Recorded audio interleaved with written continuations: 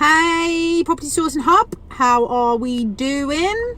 Feels like I haven't been in this group for a long time. I'm sorry. I feel like I'm neglecting you guys a little bit. I've been crazy busy, doing really fun stuff, but I'm here to share just a little bit of advice really this evening. So I'm in the process of refinancing a house to release some money and buy in another house. The process has to happen concurrently, because obviously the money from one is paying for the other. It doesn't come to us first and then for us to then buy it. It all has to happen on the same day. Now we've been buying this house for a year, 1 year. We actually went to see it in February of 2019. That was when we first saw it. And it's been a backwards and forwards negotiation ever since. We are literally at the final hurdle of getting it sorted. But my little bit of advice for you tonight is based on my experience that I've had today, and I thought I'd share it with you because it's important to understand that sometimes this stuff doesn't just flow as easy as you imagine. Sometimes actually you really need to push and push and push to make shit happen. So ultimately we're aiming for a completion date of Friday the 7th of February. Now, what that means for those of you that haven't bought houses before, though I know there's some people in here, you have to basically go through a legal process called conveyancing before you can exchange contracts and actually complete on the purchase of that particular property, right? Now, in order to get to a completion point, loads of different things all have to happen. Loads of bits of paperwork need to be in the right place. Loads of signatures need to be on the right forms at the right time, sent to the right places. Now, I've got, obviously, because we're doing a remortgage and a mortgage all at the same time, we've got double the amount of work to do with a broker in the middle doing kind of their bit.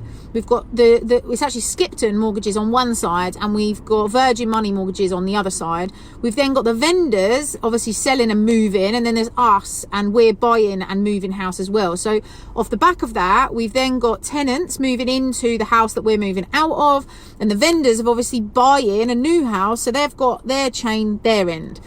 Now, it sounds pretty complicated, and actually I'm glad I'm not a conveyancer, because actually I'm not sure my brain is got the capacity to handle it. But what's happened today is I thought we were all on track to complete on Friday. And I found out today from my broker that Skipton had emailed me in November asking for a signature on a form.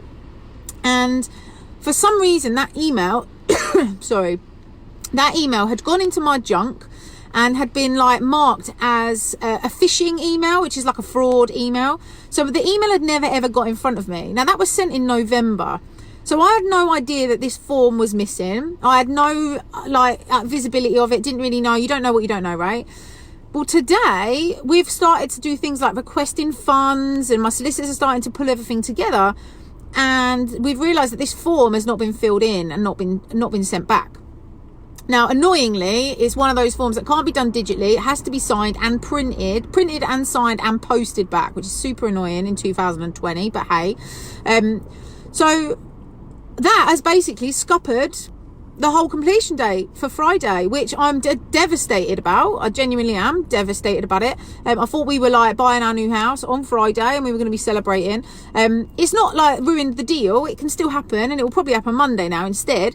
But the point of this little lesson, I guess, is I just assumed that everything that we needed, they would have chased me for if they needed it. They would have picked up the phone and said, this form's missing. It's been missing. We needed it in November and you haven't sent it yet. Can you have a look into it? Can you do this?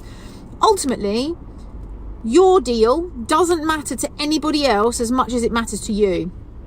So you absolutely have to make sure that you're checking in with each of the parties to make sure that they've got everything they need all the way through. Now, I've been talking to my solicitors, and I've been talking to the agent, and I've been talking to the vendor solicitors via the agent, and I've been talking to my broker.